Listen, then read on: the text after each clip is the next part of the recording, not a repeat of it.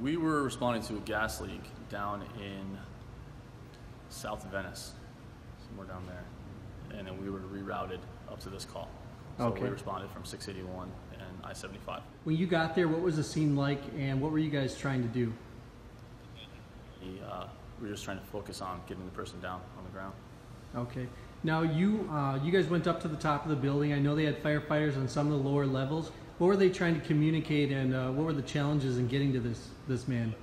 I believe the crews, maybe on the 11th floor, were trying to communicate with him just to help keep him calm. And then, as far as I know, they actually lowered him a line for a secondary safety line to help secure him to the roof where they had tied off. He seemed very calm and collected. I was actually a little more anxious than he was. So, but he'd been up there a while. There was a little bit of a language barrier to deal with, but he was very alert. He knew what was going on. He was actually able to help me out with securing him. Okay. What went into to getting down to him? I know you had to. We had to go up to the roof on this one, so all the rigging had to be done up on the roof.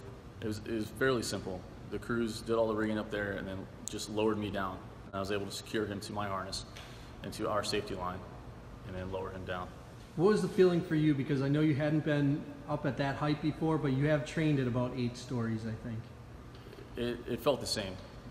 8 stories, or were we at 11, or the roof, all kind of felt the same. You got down to him. What was his reaction, and what were you guys talking about? Once we hit the ground? Once you got to him in the scaffolding. We had a little bit of time to kill, so we just kind of talked about family and stuff while we were trying to lighten the mood a little bit. We talked about the view from up there, the view of the bay. Okay. So the guys on the roof, they did most of the work. I had the easy job.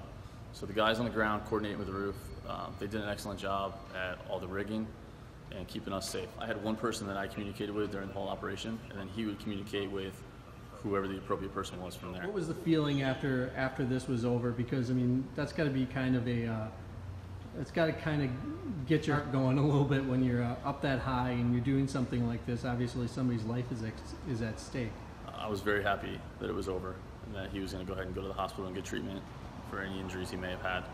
So we were ready to be down.